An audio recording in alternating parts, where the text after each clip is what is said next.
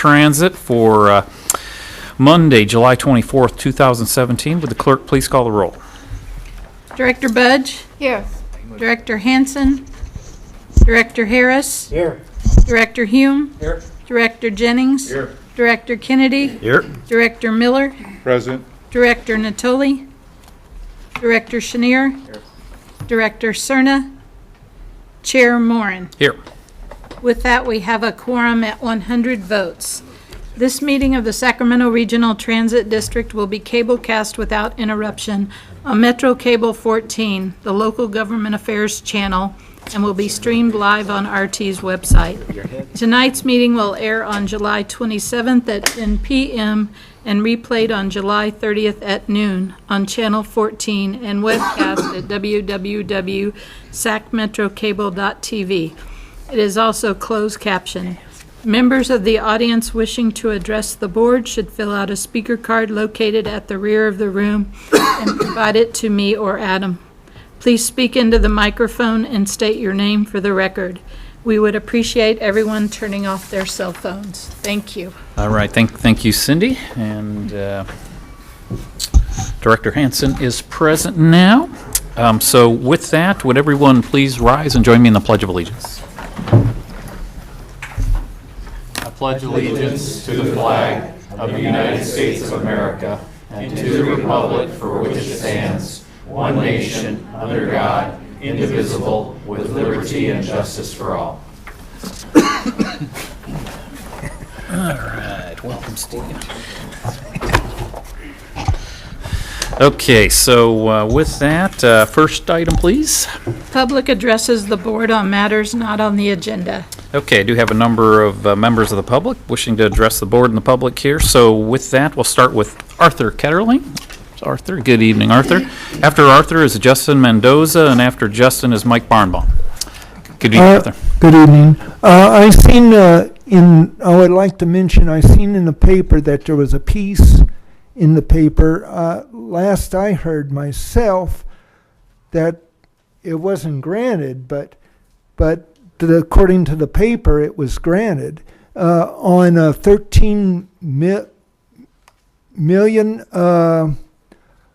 grant, and I was wondering if we are going to have that grant. It was explaining of what some of the things that RT wanted to do, but I was wondering if we have it or if we don't have it. You know, we don't want to steal the general manager's report here, so I believe in the general manager's report, we're going to get some details on that, Arthur, okay? Okay. All right, then. I thank you. Great. And thank you, Mr. Manager. Thanks. Thanks, Arthur. Okay, Justin Mendoza, and after Justin is Mike Barnbaum. Good evening, Justin. Hi, good evening. My name is Justin Mendoza, and I've been here in Sacramento now for 5 years. I originally hail from Stockton, our neighbor to the south. Over the past 20 years, I've had the privilege of working with Donna DiMartino and her executive team at San Joaquin RTD in bringing about change to the face of transit to the San Joaquin County region. And on Friday, I was privileged to have a meeting with Henry Lee and Wendy Williams about bringing that change here to Sacramento. There's a lot of needs that need to be addressed. What's discouraging to me is we have a transit riders union organization out here that is claiming that they are being an independent, democratic, member-run union of transit riders organizing for a better transit system in Sacramento. Independent means we're able to think for ourselves, not taking $2,500 checks from the Amalgamated Transit Union. When going to their meetings and trying to advocate on behalf of the public, I was told in wanting to start my grassroots initiative, SAC-RT goes forward, that it's not the public's job to reach out to regional transit and bringing about awareness to public transit and its needs. Never has it been more important at any given time than it is now, given the state of our current administration. Building strong collaborative transit systems requires effort from everybody involved, including yourself, our elected officials, people like me, and both stakeholders, public and private, that we must work together to help solidify our stance. We can't just pull $160 million out of thin air to replace RT's 30-year-old light rail system, that it's going to take effort on all of our parts to make this happen. And that's why, even though RT is not in a financial position, such as San Joaquin RTD, to hire a dedicated customer engagement analyst such as Kelvin Cow, that I have a BA in mass communications, and I'm also seeking my MS in transportation management with an emphasis in service development work, because public transit truly is one of my life passions. It's something that I believe strongly in. In fact, whether you use regional transit or not, the economic benefits are great both to riders and residents alike. That's why I'm here today, is to let you all know that I stand for what is right. My goal is to be transparent in everything I do, and not to be a puppet of a union, and not to be a puppet of politics or the most powerful lobbyists, but essentially to be a voice for those people that need it the most, our riding public. So Wendy and Henry have my contact information. I've started a Facebook page and an Instagram page called SAC-RT Goes Forward. Mr. Moore, thank you for your outreach to me this weekend about the $10,000 in grant money that is available to regional transit, that we need to all come together to let this go away would be financially irresponsible, that we need that money more now than ever to promote RT's need to the public. Thank you. Thanks, Justin. Okay, Mike, and then following Mike is Barbara Stanton, and after Barbara is Robert Copland. Good evening, Mike. Good evening, Chair Moran and members of the board. It's been about a month and a half, but welcome back, everyone, to the Regional Transit District Board of Directors meeting. There are some potential service improvements, and let me stress, by others, that could be coming to Sacramento. So with that, I wanted to preview to you this Friday's San Joaquin Joint Powers Authority meeting, which will take place at 12:30 in the afternoon in the Sacramento County Board of Supervisors chambers. At the May meeting in Fresno, the group decided to have their July meeting in Sacramento. First on the agenda about potential service improvements, staff from the Shasta Regional Transportation Agency will make a presentation before the San Joaquin Joint Powers Authority Board of Directors on plans for new bus service from Redding to Sacramento, which would include but not be limited to stops at Sacramento International Airport and Sacramento Valley Station. If that service does happen, they would become the second and second only to the Yolo County Transportation District to provide public transit service to the Sacramento International Airport. The second presentation will be by the San Joaquin Joint Powers Authority staff on an update and implementation and schedule of the Morning Express, which will change around the San Joaquin train schedules to allow direct service from Fresno to Sacramento arriving by 7:41 in the morning, and a train leaving approximately 5:30 in the afternoon back down to locations in the San Joaquin Valley. And the third and foremost service improvement that will be discussed, and perhaps hence why the meeting is going to be in Sacramento, is the number one focus of the San Joaquin Joint Powers Authority is to improve the frequency of their service to Sacramento.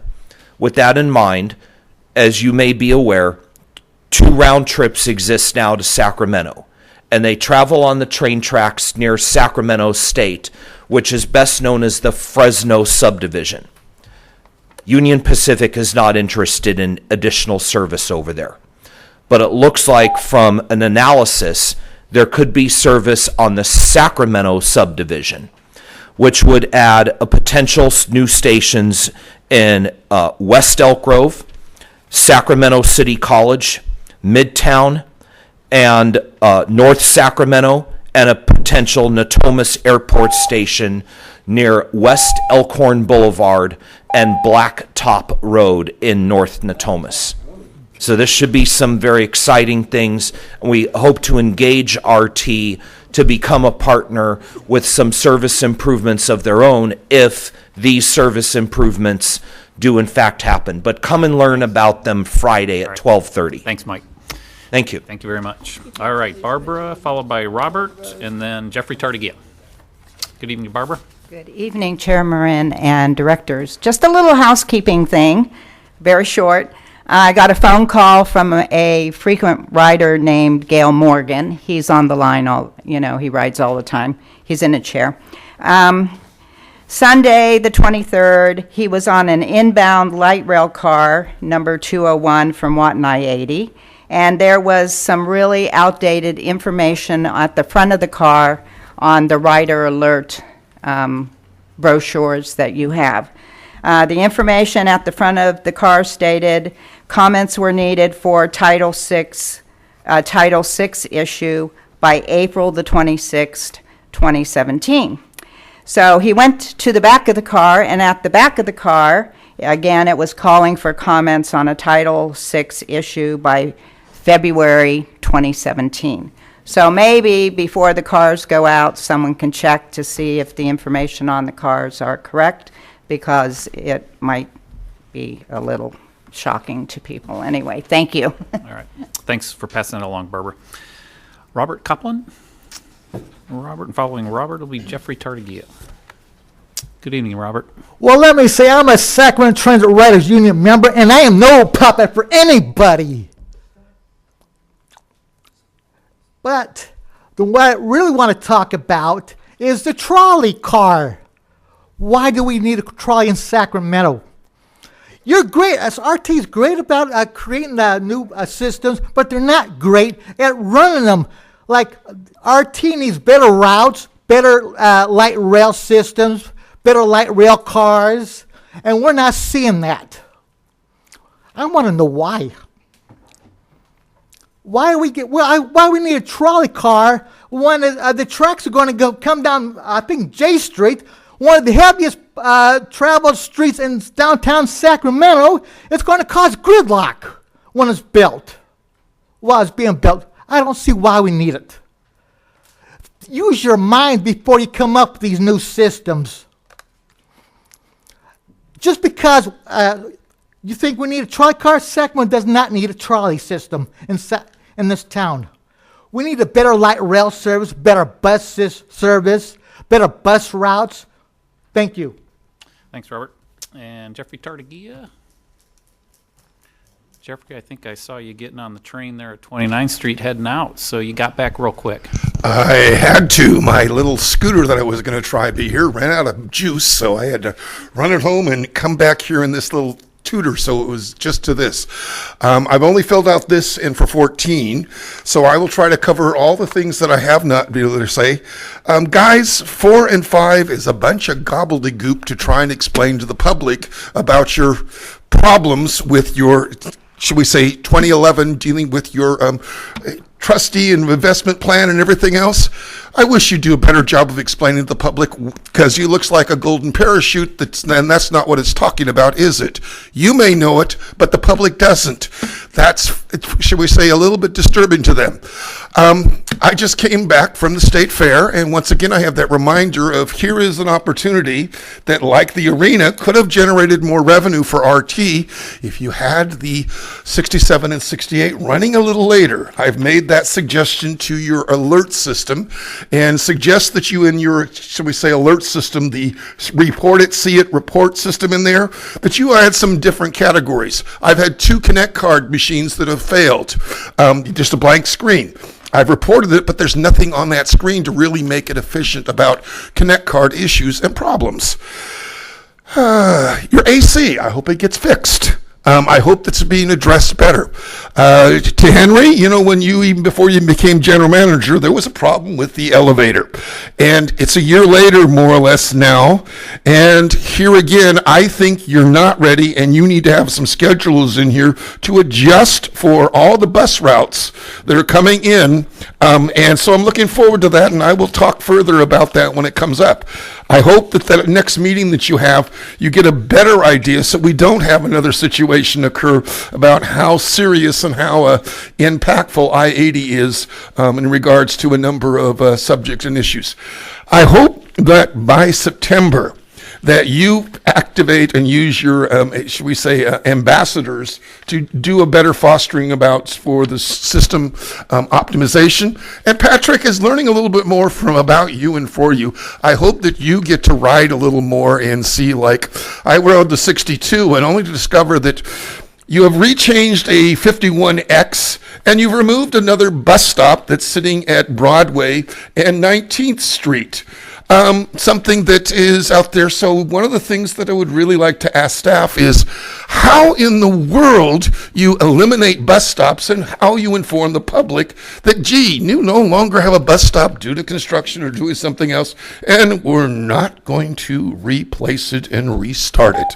That should do it for a start. Okay, thanks, Jeffrey. All right, so that's our last speaker on business from the floor, so we'll move on here.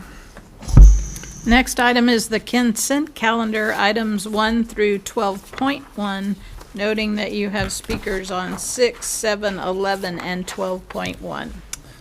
All right, so absent any other request to pull items, entertain a motion for 1 through 5, 8 through 10, and 12. So moved. Second. Okay, moved by Director Hanson and seconded by, I'll say, Director Budge. So with that, all in favor? Aye. Any opposed?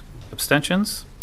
All right, item 6, please. Item number 6, resolution approving a right of entry agreement between the Sacramento Regional Transit District and the Sacramento Regional County Sanitation District for installation of an underground water pipeline within Sac Artis right-of-way at 47th Avenue, and delegating authority to the general manager, CEO, to execute an easement. And Brent Berniger is here to answer any questions. Okay, I do have one request to speak on this item. Brenda Anderson, is Brenda?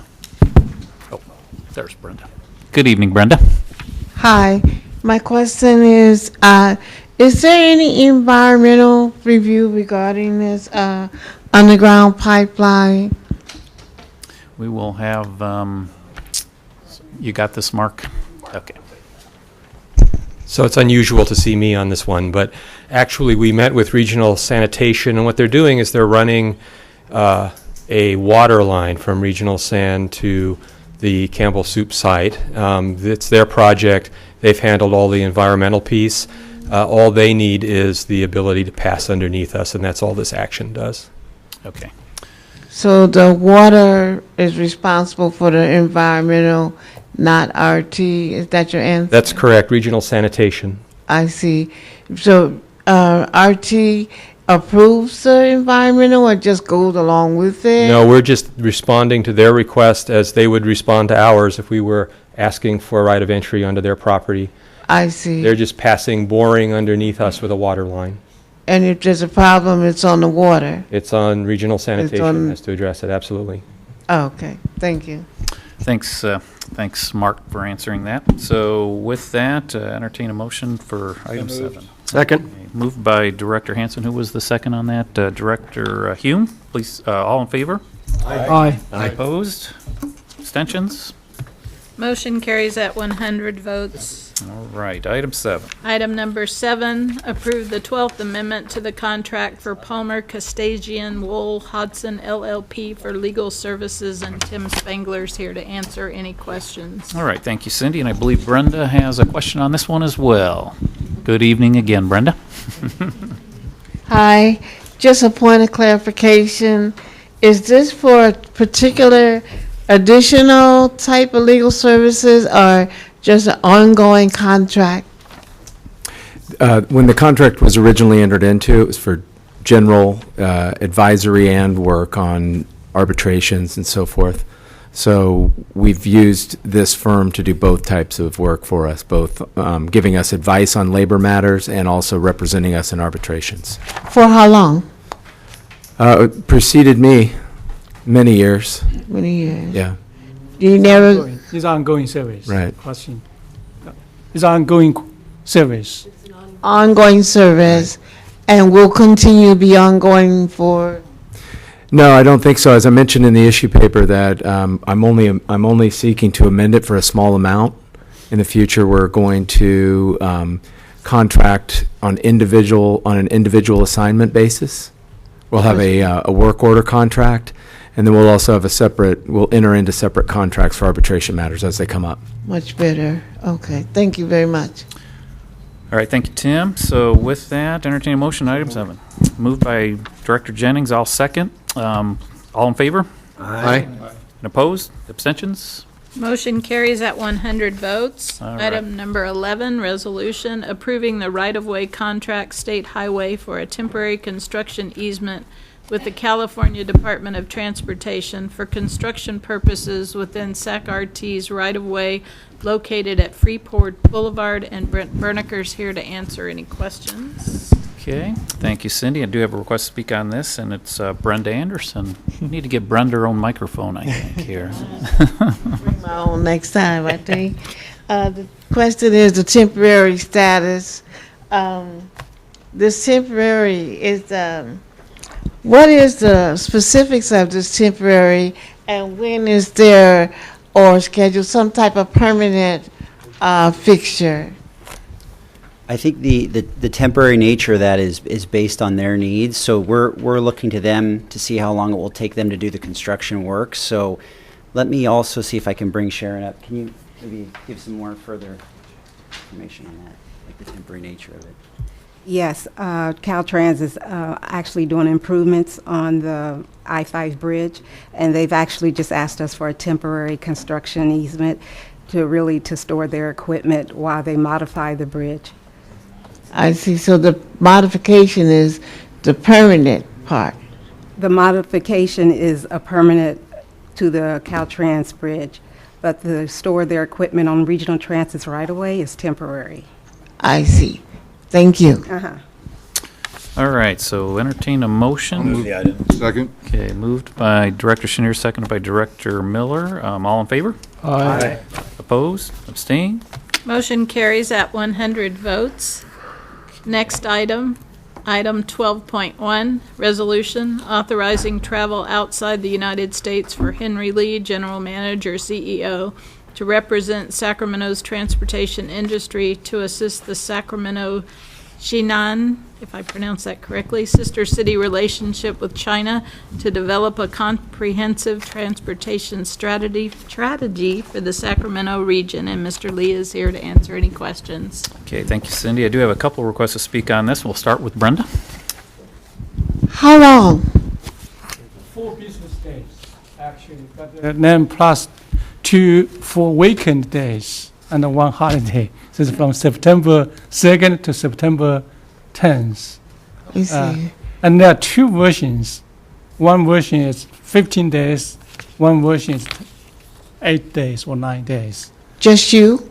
On a whole bunch of people, and the delegation is led by Council Member Stephen. Raise hand. Who's going? There are about 15 people going from. 15 people going to China. It's a semi-annual trip as part of our sister city. Is it a regular thing? Yep. Yearly? Not usually. Usually. This particular issue is caused you to go? Normally, we don't do a back and forth during public comment, but yes. Oh, I see. So. Okay. What specifics? Can you give me more specifics? Did you say city relationship, a comprehensive strategy? One item in the strategy to just one item to sample. One item in the strategy. What would be one item in the strategy? As you know, President Trump is going to announce $1 trillion infrastructure project. One of the major incentives for that to get the federal money is to get the private investment. Without private investment in the future, the major capital projects may be very difficult to get approved by the federal government. Right now, there are only a few, countries or places you can looking for the, potential private investment in our future light rail expansions. such as our Ladwig expansion to airport, is a $1 billion project. That's one of the major, incentives Funding. Yeah, Funding. I'd like to go, yeah. Good answer. Thank you. All right. Thanks, Brenda. Also, I have Coco Cazella.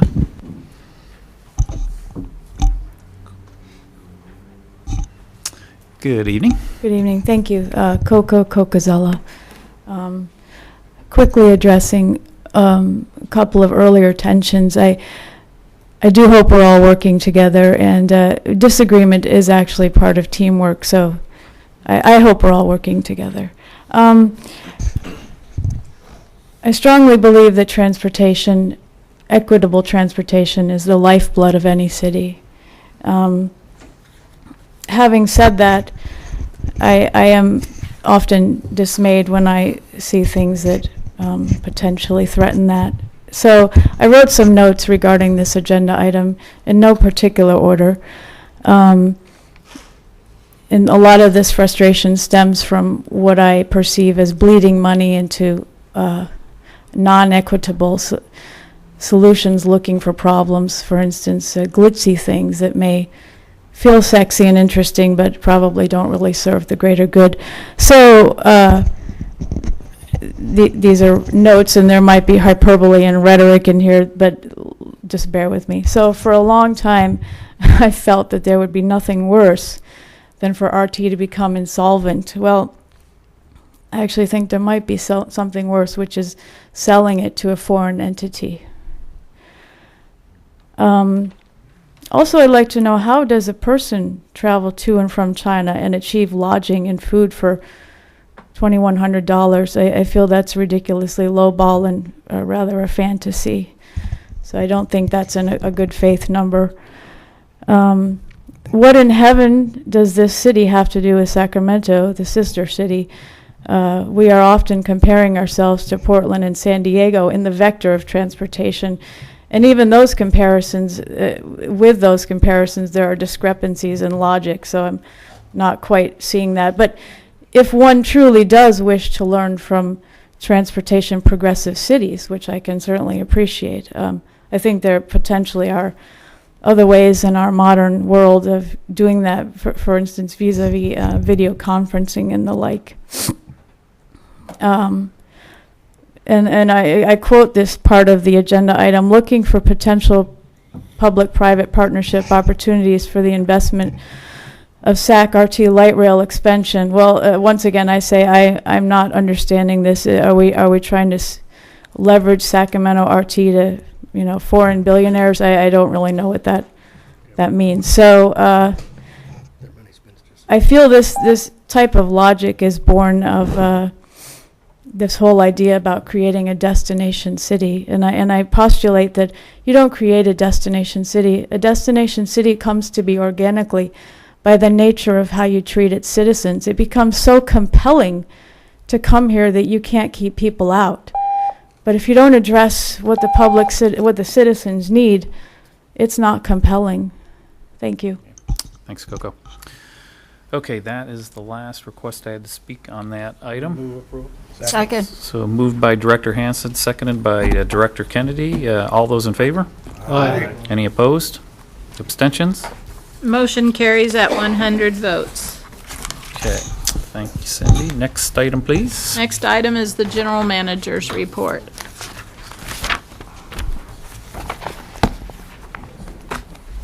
Good evening, Mr. Chair, members of the board and the public. First, a brief state legislature update. On July 17th, the state legislature approved a K bill, Assembly Bill 398, that will guide California's climate change policy in next 2 decades. The bill would extend the state cap and trade program until December 2030, which currently is only authorized through December 2020. This will bring more market certainty to the state's long-term environmental objectives, ensure that carbon reductions occur in state, and strengthen the market for cap and trade auction proceeds. And about a month ago, there was very good auction, brings about over $300 million for this program, and we're actively applying for some money for us. Next, I'd like to provide a brief update on light rail vehicle emergency repairs. And the Artis procurement ordinance, we declared a state of emergency and award an emergency contract for repairs on UTDC light rail vehicles on Sunday, June 25th, 2017, after extremely hot week. The repairs were required to restore the number of light rail vehicles needed for normal light rail operations. When placed into service, those UTDC cars will support returning the system back to normal by having 4-car trains again and address the safety concerns for the entire system. Under the authorization, the general manager must report such action to the board as soon as possible, but in no event more than 30 days after action is taken. Today is the 29th day. In addition, we have implemented multiple improvement actions to address AC breakdown issue on some of our oldest Siemens cars during the extremely hot condition, which is a result of 30 years old aging technology. The improvement actions include, but not limited to, we modified the AC pipeline to increase airflow for all 36 Siemens cars, the oldest Siemens cars. But not all those 36 Siemens cars had the AC issue during that extremely hot week, just some of those. We provided the sunscreens on windshields for all light rails, 97 light rail cars. And we provide additional brakes for operators during the extremely hot days, which is above 105 degrees. And we provide operators with cooling towers and cold water. And in the meantime, we continue to work harder and smarter to make RT more clean, safe, and convenient, and always put our customers first. Some examples. First, we're working to put a pop-up tent outside Artis Customer Service Center in R Street, so our customers will get some relief during hot and raining conditions. Second, after Chair Moran and I met with Supervisor Sue Frost and Supervisor Susan Peters, RT staff has started regular meetings with both supervisors' offices to continue our collaborative endeavor to enhance the transit services in District 3 and District 4. Some exciting actions are already happening, and we will brief board and the public in the near future. Third, we are implementing a new Adopt a Station program that will require senior managers to monitor our light rail stations. Each senior manager will select at least 3 light rail stations to visit regularly and share the observations related to safety, security, and cleanliness with the team. Then we can address that right away. The general public are also able to address any immediate concerns by utilizing the Alert SAC-RT mobile app to report safety and security concerns and other issues. And we're making a turnaround on Watt IAT light rail station, which we will have a presentation in a couple of minutes to talk about in detail. Fifth, we released our request for proposals for a route optimization study. A gentleman just mentioned about, we need to look for a better route, the whole route system. And we embarked on a comprehensive review of our service network. Our project goals include understanding changes in travel patterns, tapping into key markets to increase ridership, identifying opportunities and challenges offered by new mobility options, and building strong relationships with customers and stakeholders. We intend to work with the public, the board, and our operators to ensure a seamless process and customer satisfaction with the end result. And I look forward to sharing more information with you as we move ahead. Probably start from now, every board meeting we will have a status update or presentation about our route optimization study or initiative. And we're working very effectively to get additional funding to improve our customers' experience. Last month, we have been awarded a $13 million grant from the California Transportation Commission. This grant is come from the TCRP, Traffic Congestion Relief Fund, which is the last piece of the fund, and we get a great share of that. We will use $8 million to fund the replacement of Artis outdated fare vending machines, along with the installation of new digital information signs with updated security features. The new machines will allow passengers to pay with credit card, debit card, and collect cards. The grant funding will also be used to pay for the relocation of a traction power substation. In the last 2 weeks, we received over 3,500 inquiries from social media about why we cannot use this fund for light rail vehicle replacement. We explained that these funds were strictly limited to its intended purpose, and we were able to gain the understanding from these people using social media. And we tried. We tried to see if we can use this money for light rail vehicles, and we pushed back. And the CTC told us, you can either get this money for what we want you guys to do, you don't get a license. So we're actively promoting our Instagram account by posting passenger pictures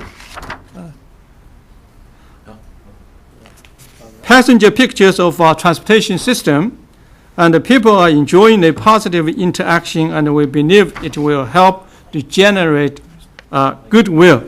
So speaking of positive interactions on social media, Artis has a new fan, a new writer, formerly a reporter of ABC 10 News. He's now writing Artis to his new job, and he posted a video of his first commute by bus. Can we share that, please? Just a couple seconds. This is where I get on, and here's the regional transit map. And here comes my bus. I'm sure I can figure this thing out. I have never ridden a mass transit bus or light rail, but it seems an easy and a cheap way to commute to my new job near the state capitol. I board the bus just 1 block from where I live in the Pocket neighborhood and step off just 2 blocks from where I work. It's about a half-hour ride with a few dozen quick stops. The fare for a single ride is $2.75, but cheaper with a monthly pass. Sacramento Regional Transit has an online trip planner where you put in where you're starting from, where you want to go and when, and it shows you all your options. Next stop, Alley and 19. Stop requested. The bus was clean, air-conditioned, on time, and 2-block walk to work. I think I'm a fan of RT. And I just wanted to be clarified, this video, we did not contact this person, and we found this video about a week after, he posted on that. So we even didn't, so far we have not met with him yet. Okay.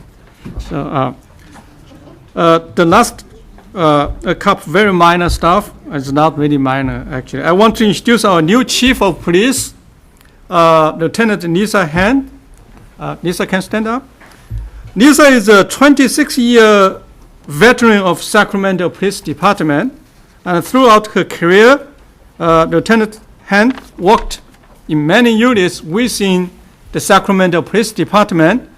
On June 9, 2017, Lieutenant Hand took over the responsibility of Artis Police Service as the Chief of Artis Police Service, while Captain Norman Leon returned back to Sacramento Police Department for more challenging tasks. So he is the chief of the detective service, I think. not so fancy stuff. We appreciate Lieutenant Lisa's willingness to take on more responsibility to further enhance Artis' security effort for all riders. I also want to commend Deputy Alex Ladwig's bravery and sacrifice for enhancing the security of our system. And early July, when Lisa and I visited him in hospital, the nurse told us that he had been in a great spirit all the time. Lisa and I shared with him, Artis board and Artis staff and public, care about him, and especially Director Serna, specifically asked him right that incident happened, and he really appreciated. He wants to say, thanks. He was released from the hospital on July 8th. He's a fighter who has also managed to laugh in spite of his circumstances.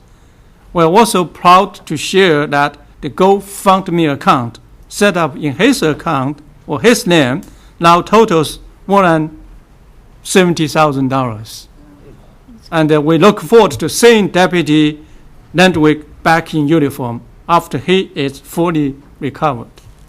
And finally, I want to commend our financial team for working diligently to secure that $13 million grant mentioned earlier and delivered a positive fiscal year 17, FY17 preliminary year-end budget performance.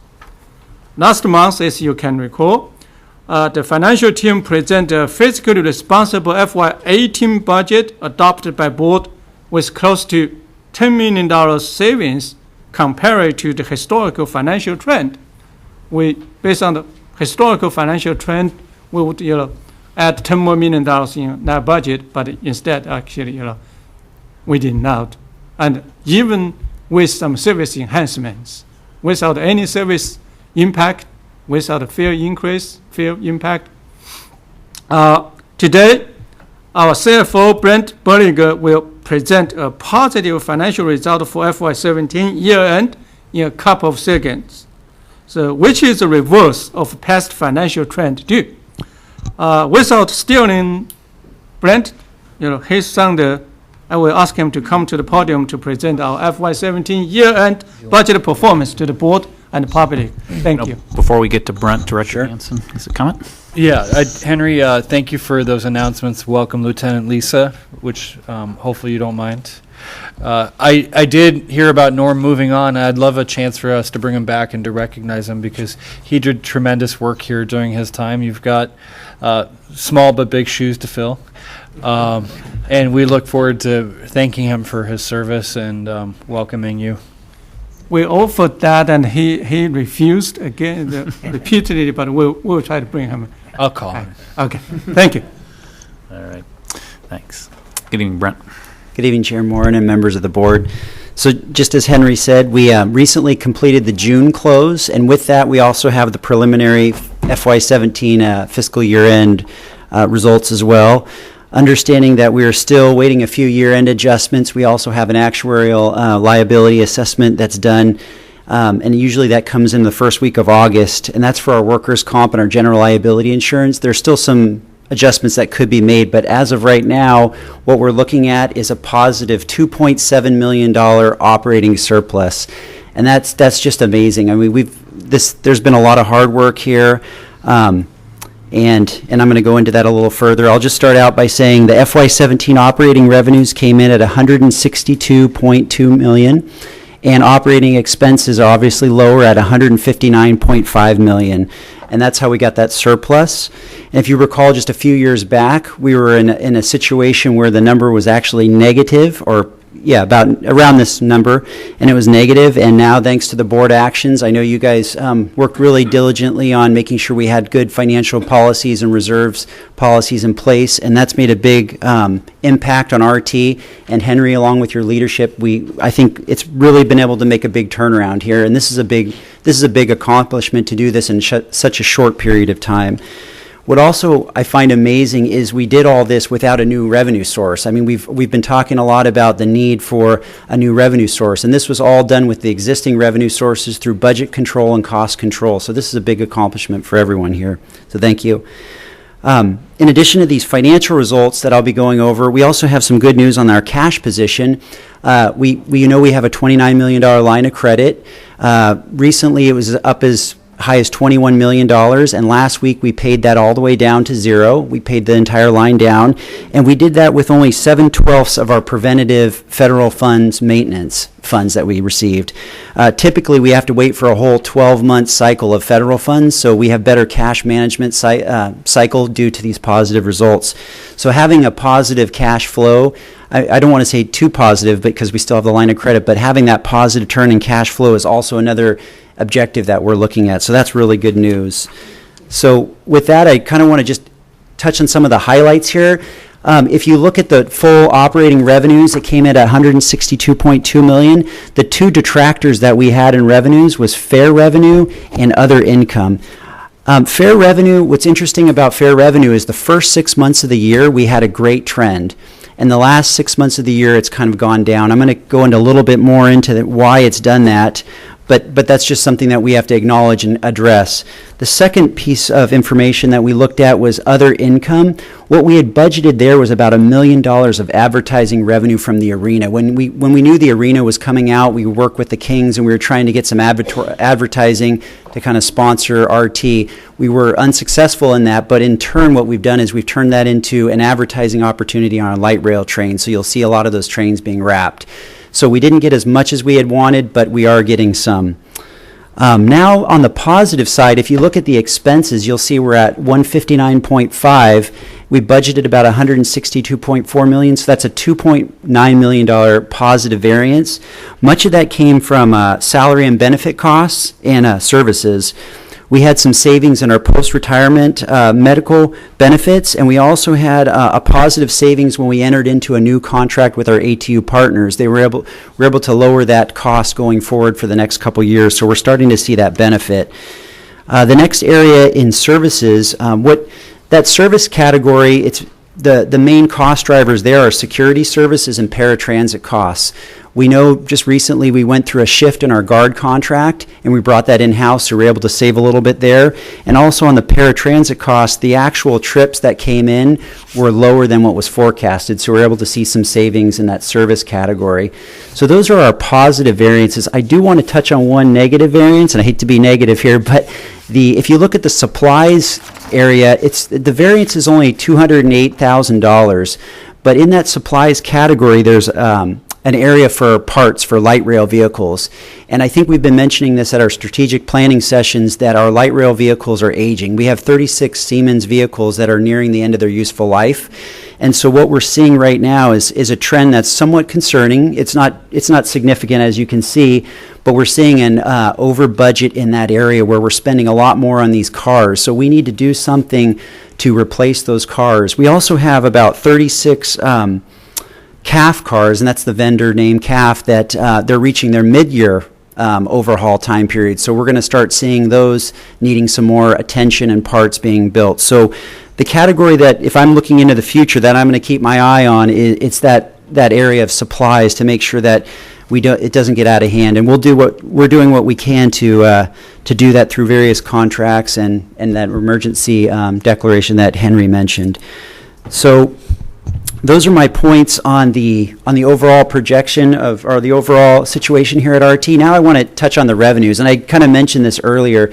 If you look at the slide, you're going to see the chart. The two blue graphs show the difference between fiscal year 16 and fiscal year 17. And without seeing those numbers, they're a little fuzzy even for me at this point, but I know it's about a $2.4 million difference, and that's basically about an $8.6 million increase in fares from FY16 to FY17. So that's a big accomplishment for us to improve our fares. When you look at it from a budget to actuals perspective, it's a little disappointing that we didn't hit the budget, but there's some factors that happened. I know when I've come before the board, I've talked about fares in January, what we saw from January to May, we saw a lot of disruption due to weather. We saw a lot of rain, a lot of storms coming in and impacting our light rail service. We know on the bus side we need to do more from an ROS standpoint to try to improve routes, but on the light rail side what we need to do is improve those cars, the reliability, and we need to have some better weather. What happened in June is that what we're seeing is we have a ticket exchange. I'm sure all of you are familiar with this. And during a ticket exchange period, and it usually lasts about 3 months, what we have is customers that have had old tickets that they've purchased and held onto, and they're prepaid tickets. And instead of buying new tickets during the ticket exchange period, they come in and exchange those old tickets. So what you have a pattern of happening is people are not buying a lot during that ticket exchange. They're tending to come in and exchange their old tickets. So having June kind of dip in fare revenues, it's somewhat predictive. We just want to keep an eye on that going forward. The other thing that I'm keeping my eye on with fares is we've implemented the Connect card, and that's been a great success. We're really excited about doing things with electronic fares, whether it's your mobile phone or the Connect card. The one disadvantage, and it's a short-term disadvantage that you have with electronic fares, is we have something called stored value as opposed to buying prepaid media. So typically when someone comes into a customer service location, they'll buy 10 tickets and they'll buy these prepaid tickets, and we record all that revenue up front. Well, when you move to a Connect card or a mobile phone app, you put value on your phone, and it's usually $20, $40 or what. We don't record the actual sale at that point in time. We wait till that person uses the ticket. So what you have is a period of time where we're going to have 3 or 4 months as people transition onto this new electronic form of media, where fares may come down a little before they come back up to their normal levels. So I just want to bring that point up. And that's what I wanted to talk about with fares. As it comes to fare box recovery, this is just kind of a formulaic indicator. And if you look at last year, the fare box recovery percentage was 20%. Now we're at 21%, which is an improvement of 1%, which is that's good to improve 1% in 1 year. You can see we're in line with our budget, and this is because our fares have gone up and our expenses have come down. So that's an improvement that we like to see. We'd like to see that get higher, but we'll take it right now at this level. And then the last thing I want to talk about is ridership, and this is an area that we know we need some improvement on. We know that when you look at ridership from last year to this year, it's a decrease of about 11.2%. A lot of this has to do with the increased inspection. A lot of presence is out there. We've had a fare increase. Some of this stuff is going to happen when you implement those changes. The good side on this is we're actually getting paying riders. I mean, it's one of those areas where I think the other riders, when you see transit inspectors go on board and other people are getting inspected, there's a better feeling that you're not just the only one paying. So I think we're getting a shift in culture on that light rail system, and I think it's going to take some time to build that ridership, but I think people are overall happy to see those fare inspectors out there. Yes, there you go. Thank you. So, but that being said, I think this is an area that we definitely need to work on. So what we've committed is at the next board meeting, we're going to talk about all the tasks that we're working on to improve ridership. It takes some time to do it. We can't do this overnight, but we're going to show you all the things that we are doing to move RT in the right direction for this metric. And that concludes my presentation. Well, thank you. Thank you for that great news, Brent. And you call out the board on a lot of these efforts, but I know this board is very anxious for you to thank all the staff involved in really improving the financial picture of this district. Those who have been on this board for a number of years know that this kind of news has been actually absent. So to see this trend, and we sincerely appreciate all the hard work, every one of the departments in regional transit, and you called out some of those. But this is just a tremendous turnaround that gives us breathing room. You talk about an emergency contract to deal with air conditioning issues. To be able to do that, have the capacity to do that, and not feel like we're breaking the bank along the way is really great news. So thank you for that. And then just related on behalf of the board, Lisa, welcome. I had a chance to have a lengthy conversation with Lisa in the hallway for about 30 seconds, and This is going to be a great transition from Norm to you. Your enthusiasm was infectious just in that 30 seconds, so welcome aboard. And then lastly, Officer Alex Ladwig. He is a Folsom resident, and we had a nice little article in our local paper. His and his family are just incredibly grateful for the outpouring of support, and all the board members that have reached out to that family and stuff. And I know Phil, you thankfully jumped on that right away. So, but they are sincerely appreciative, and we do look forward to seeing Alex, in full health soon. So with that, I do have a request to speak on this item. Mike? Mr. Chair? Barnbrook? Yes. Before we Director hear Cernan. from the public, I had a question for Brent. You bet. Sure. You bet. So, you mentioned, Brent, about the cost of supplies / parts being kind of an indicator, maybe a canary in a coal mine, if you will, as it relates to the fact that our rail rolling stock is reaching the end of its useful life. At what point do you think we start to see impacts on need for more mechanics, so the personnel side of that? That's a good question. So I do sit on a committee for hiring as well, so we do see a lot of those coming through. I have seen in the past few months, I've seen about 4 or 5 different mechanic A, B, and C requests coming through. Typically, they've been on the bus side right now. But I think what we're learning is that in the light rail side, what we're seeing is we need some specialty mechanics as it relates to the Siemens cars, because there's a lot of issues that our internal folks are still trying to learn. And maybe Mark, I don't know if Mark is, there you are, Mark, okay. You probably can address this a lot better than I can, but I just see an overview. Sorry, go ahead, Mark. So I think to answer your question, we're there, actually. We, for 2 reasons. One is we're adding 21 more cars to the fleet with the UTDC cars when they're all in service. We are, though, right now having a very difficult time finding the qualified people to train to be mechanics. The light rail cars are not standard across the country. Everyone we bring in, we train to some extent. Some have more experience than others, and it's been very challenging for us to find the level of technical expertise we need to train. Right now we have actually too many trainees in the pipeline. We have 6 people in training, recognizing that every trainee is taking some time away from a productive mechanic as well to help do the training. So that's been our struggle, is just staying within the staffing that we need to. We're with the 6 trainees, not counting them, including them in the productive workforce, we're still at least 4 or 5 positions below what you've authorized us so far. So this has been a struggle for us. We think that we will actually catch up with respect to staffing in the probably about the springtime of next year, with people coming out of training and actually being able to get ahead of it. We go through periods where we have trouble finding people. We actually have had some luck of late. That's why we have 6 trainees in place right now. We do need to increase the number, but first we have to get fully staffed.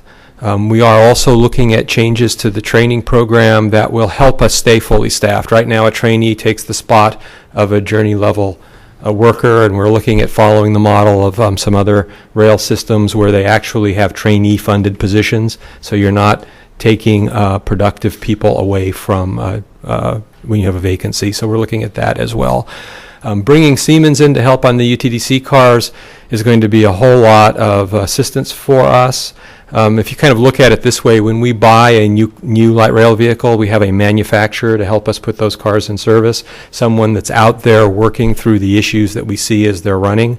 That's what Siemens is going to do for us with the UTDC cars. Obviously, the manufacturer is long out of business. Siemens, having done the rebuild, will help us track down these problems that we're having as we run the cars. So that's going to give us a little bit of a breathing room too. But no question, our biggest issue on the Siemens fleet is obsolescence. We are having an increasingly more difficult time finding replacement parts for a 30-year-old car that are no longer made, long out of date. And some systems will need to be upgraded. Some parts will have to be reverse engineered and remanufactured to keep the cars running, and the longer we go past the 30-year life, the more challenging that becomes. Thank you. Thank you. So any other questions before I get to speaker requests? Okay. So Mike Barnbow. Thank you.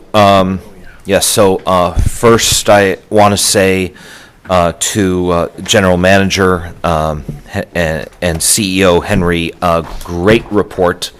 Love the fact that the bill in the state you talked about in today's report passed, and that today going forward there will always be a state update and an ROS or route optimization study update in the report before this board.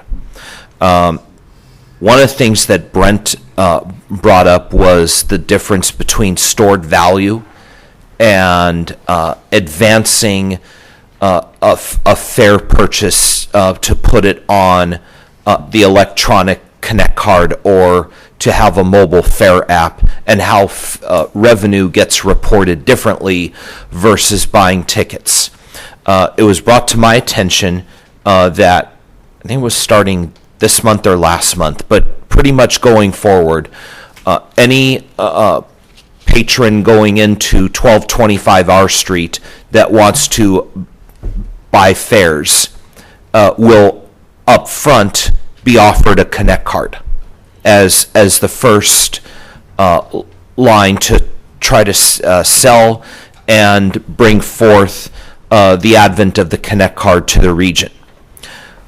What I had a question of was the part where it was discussed in tonight's report that when you buy fare and put it on your Connect card and it's not reported until it has been used. Is that the same for both electronic cash that you store as a purse and electronic cash that if you wanted to, you store as a pass? So when does a person's pass get reported if they buy it on the mobile fare app or the Connect card versus actually going old-fashioned and buying a paper pass that they put into their wallet? And last but not least, one tip for riders and anyone in the room, and it helps when there's transit fare inspection above on the trains. Wear your fare. Then when they come by, there's nothing to ask of you. They could see what your credential on you. Thank you. Great. Thanks, Mike. So you got a quick answer to us.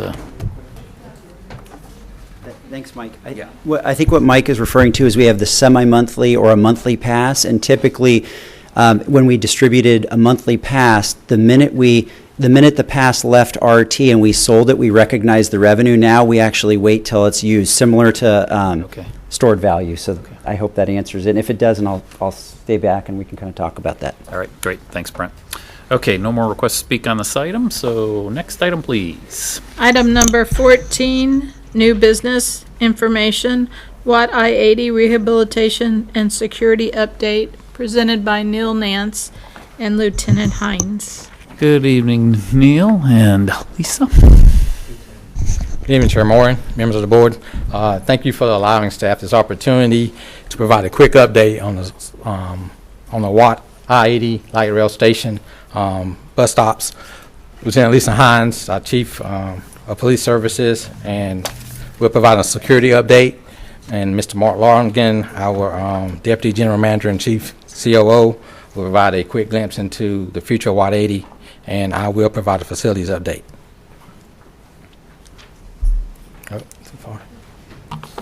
The Watt 80 Transit Center is a multimodal, multi-story hub and gateway along the Northeast I-80 corridor in Sacramento County.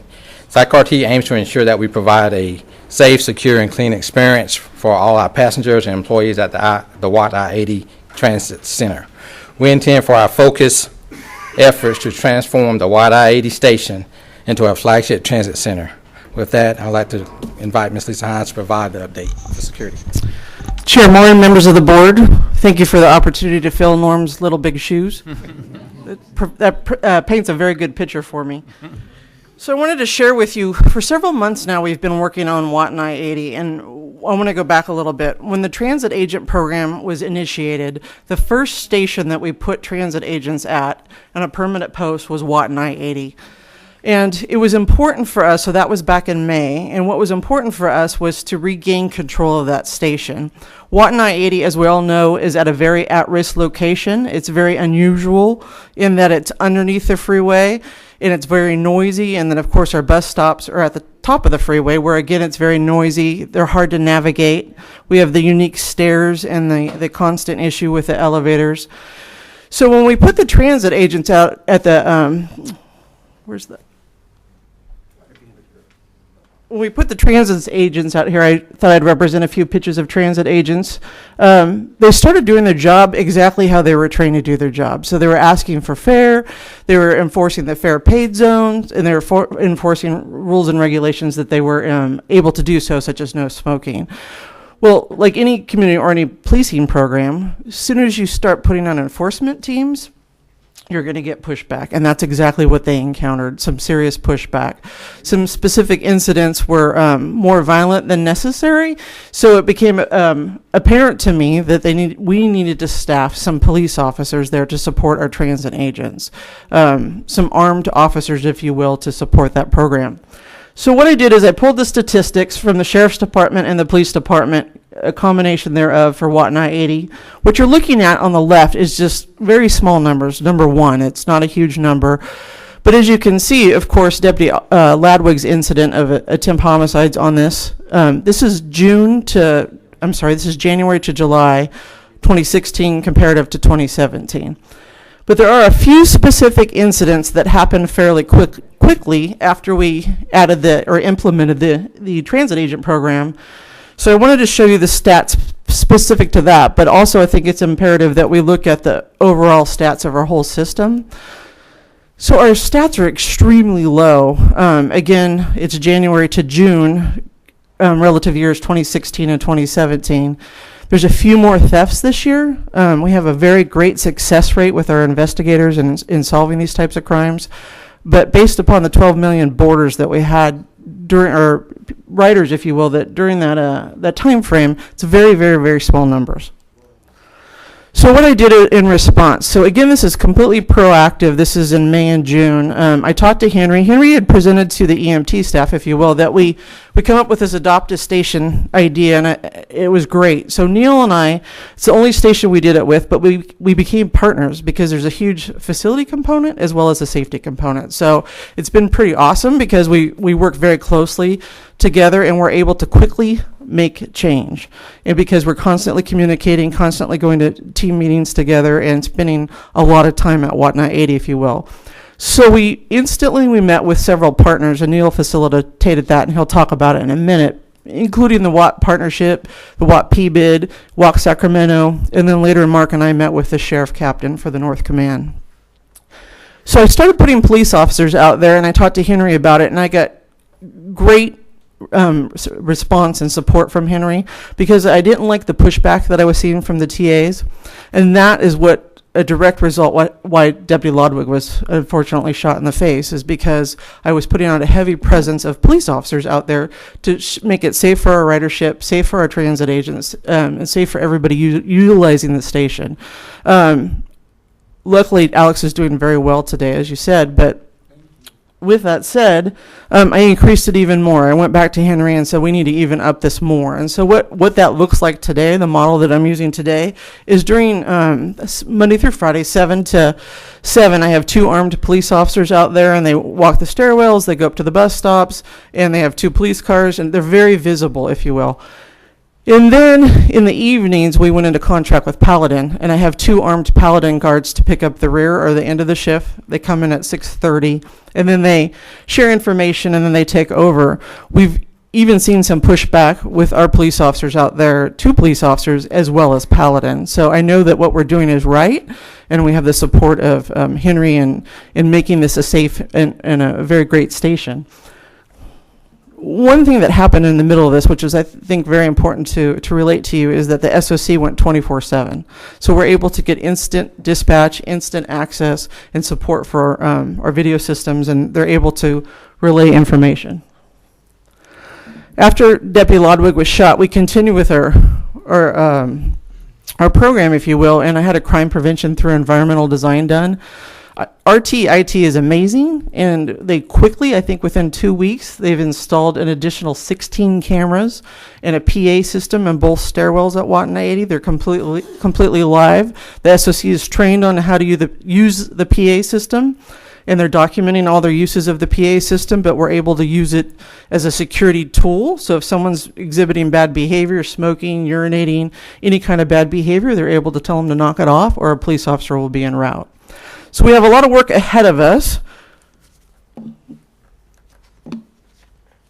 Just to finish up, Mark and I met with the captain from the North Command, and we've already reached out to our law enforcement partners besides our community partners.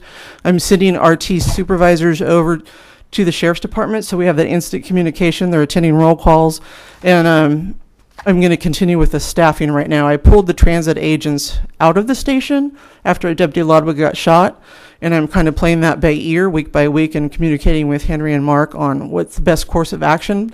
Once things calm down and we completely own that station, then we'll be able to back out of there to some extent, and that'll be more to follow on that. And here's Neil. Thanks, Lisa. Next couple items, we're going to talk about the improvements process. 3 phases, what we did in the first 60 days, the next 90, and then what our plan is for the Watt 80 Transit Master Plan. Let's look at some of these pictures here. These are some older pictures that show what I-80 was like. I mean, it was tough conditions for our customers. We also had them where the public would abuse the station. Transfer between the modes were difficult with folks on Watt I-80, on Watt having to go down the stairway to get on the light rail station. First 60 days, on June 19th, we had a meeting with staff and stakeholders. We spent over 2 hours at the station walking and investigating the station and making a list together. We came up with a list of about 100 things that we could go out and do. A lot of the quick items we have already started working on and trying to address, and some items, of course, will be longer planned items that we would bring to you in the future. One item, we got a portable restroom. This portable was originally put in at the request of our patrons and passengers along the light rail. However, the portable was misused and abused, and so we removed it. We're hoping that that helps that situation. In the future, we may bring it back, but right now it's best to have that out of there.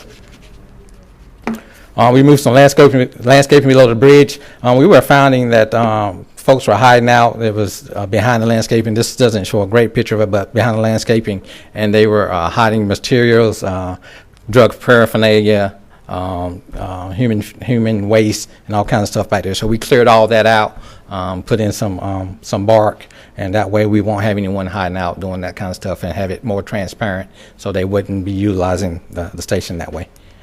And we installed some stairwell gates. We put these gates in on both sides of Watt Avenue, on the top side of the station.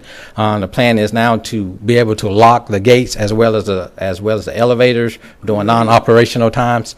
So we have that in. We're also painting the station on the bus side of things. The next 90 days. We're looking to remove the bike lockers. We're going to correct the Watt I-80 East elevator. We're going to get that repaired. We're going to repaint some shelters. We're going to replace trash cans on both the light rail and the bus station, the bus stop location. We're going to repaint the bus loading curb on Watt Avenue and add some ADA non-slip adhesives to the stairwells. Watt I-80 Transit Master Plan. The goal of that project is to enhance passenger safety, comfort, convenience, and mobility in order to increase transit ridership. The project will develop improvements to the pedestrian environment along Watt Avenue, rethink how the multimodal transit center can be optimized, and evaluate overall bike and pedestrian connectivity. Data collected and concepts developed can be used to proceed design and construction funding and on selected projects. Again, we have some great partners that's engaged with us on this transformation. We got the Sacramento County Sheriff, Caltrans, Paladin, the Walk P bid, as well as Walk Sacramento. As we continue to move down this path of transforming this station, we'll continue to bring on other partners to help us push this along the way. We are excited about it, and we're going to continue to move forward. With that, I'm going to ask Mark to come forward and help us reimagine what Watt Avenue could be. So really quickly, and what we're doing here is actually kind of a radical reimagining. We're actually giving consideration, and we're just beginning to study the possibility of closing the upper level, running all the buses to the lower level, creating a much enhanced bus-to-bus and bus-to-rail transfer facility at the lower level, not using the upper level anymore. The advantages to that are a much more convenient transfer between buses and trains for our riders, the ability for us to create a much more secure environment. That area of Watt Avenue is frankly very challenged, and those challenges are drifting down to our station platform and causing some of the problems we're seeing. So that would allow us to greatly enhance security. We wouldn't need to replace an elevator. People wouldn't have to go down one flight of stairs or the elevator and go up the other to transfer. You wouldn't be transferring in the middle of a bridge on Watt Avenue, which has never been a good environment. The reason this isn't a done deal at this point for us, with all those great positives, is the one big negative, and that's what happens to travel time for people. We need to do the study that looks at how many through riders we have on Watt Avenue, what the impact is to their travel time, what the impact is to riders who are transferring, and honestly, at the end of the day, that's going to be a major influence in deciding whether or not this is something we recommend to you and move forward with. Nothing is going to be done without public outreach. We're not there yet. We're not ready to stand up with a straight face and say this is a good idea at this point, but it is something we're seriously considering. And if the timing works out with respect to riders' travel time, the safety and security and convenience at the lower level is without a doubt something that can be greatly improved. So that's the end of our presentation, and thank you very much. Great. Questions for any of our presenters before I get to some requests to speak on this item? All right, great. Thank you, and great progress there. So I do have a number of requests to speak on this item. We'll start with Helen O'Connell, so if we can get Helen the microphone there. After Helen is Barbara Stanton. Good evening, board members. I have how much does it cost list. We've been running a bus bridge because of the elevator not being up. I was wondering how much that costs us per week, per month. Another thing I was wondering is how much has it cost us to repair the elevator in the last 2 years? And how much does it cost to put in a new elevator if we can't get the lower, the elevator not being used at all scenario going? How much would a new elevator cost us? Thank you. Okay, thanks, Helen. Do we have an ability to immediately answer any of those questions, or do we need to get back to Helen? We'll get back to her. Okay, great. Good questions, Helen. We'll get back to you on those costs and stuff. Okay, Barbara. And then following Barbara is Mike Barnbaum.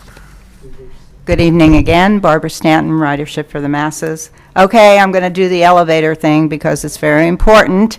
You know, Watt and I-80 is a major transfer point. It services 8 bus routes, one of which takes passengers to the Placer County line near Roseville and Citrus Heights.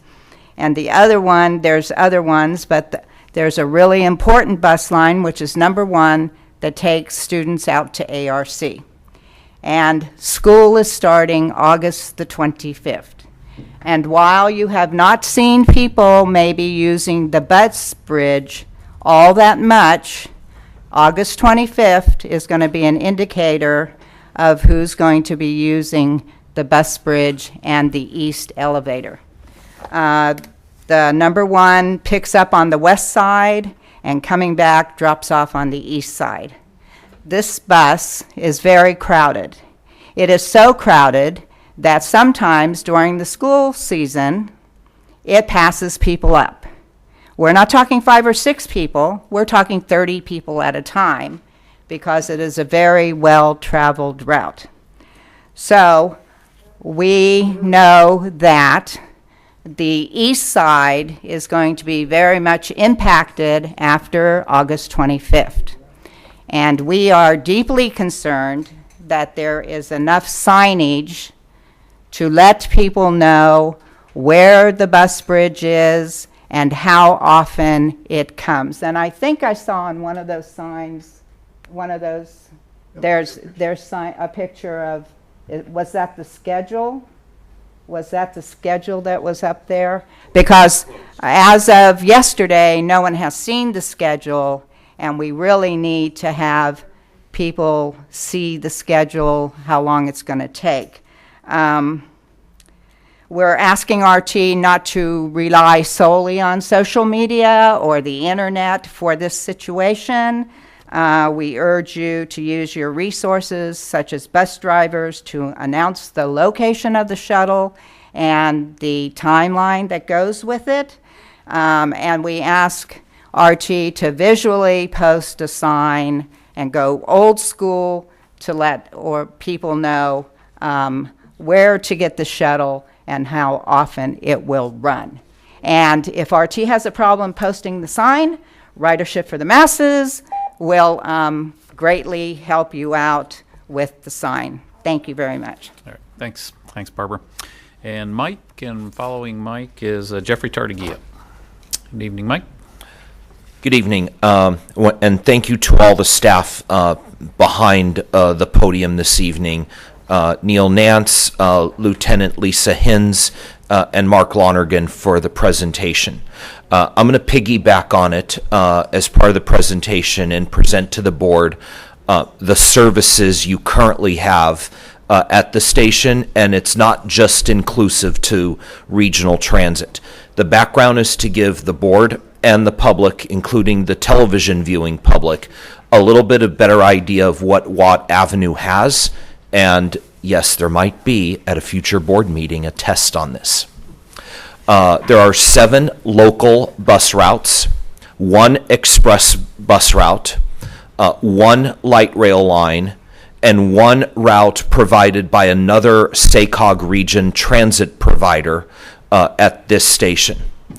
Route 1, as was mentioned by the last speaker, is the Auburn-Greenback line and travels from Watt 80 American River College to the Sunrise Mall Transit Center.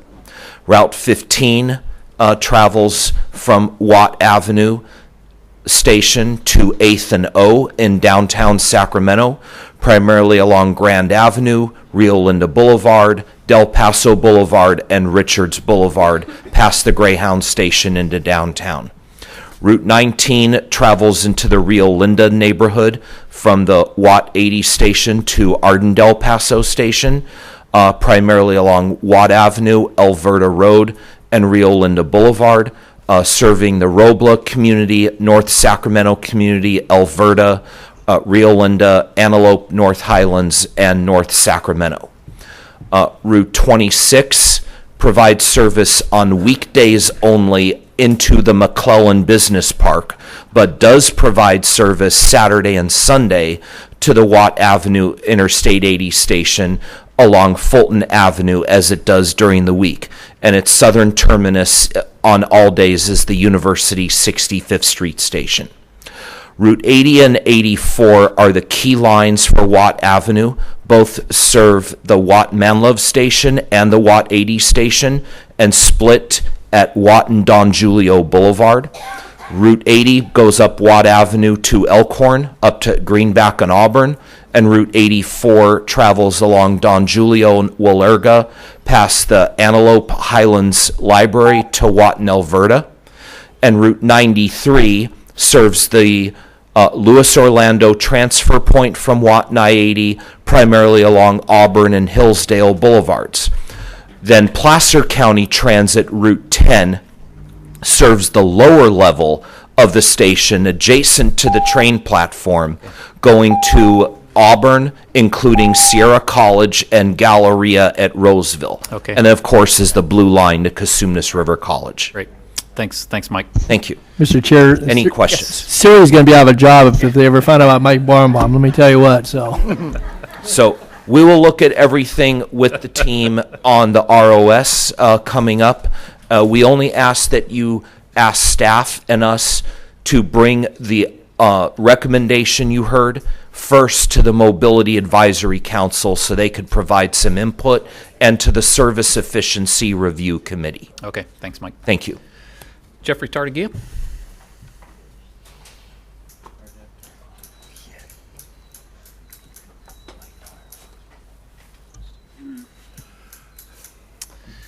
Good evening, Jeffrey. Got it there? All right. Yes, Board. Well, many years ago, I was an American River student. And what's very critical in the first few weeks of the semester is the determination for students riding regional transit. What you guys are way too late on is getting a schedule in there so you can adapt what buses can be switched from the east side to the west side for April or August 25th for the first 2 weeks. You need to have a scheduler. And years ago, you took and you ran a bus from downtown, downstairs, straight to American River to get your excess loaded students to American River College. Critical time, like rush hour, of 7 to 9, 10 o'clock in the morning. Same thing as 3 o'clock in the afternoon until that time period. You need to redo that, and you have less than a month to do that. And again, like last year, I hit up, Henry, about the, electronic bulletin board signs. You've done a great alert system, but you still haven't figured out how at each one of the, light rail stations, Sac Valley, I-80, how to utilize your electronic bulletin board systems to tell the riders what they need to know. You haven't done that. And that's some of the things where you need to spend some resources to make that work. So work on that, Will. I know, it's been a year, Henry, through there.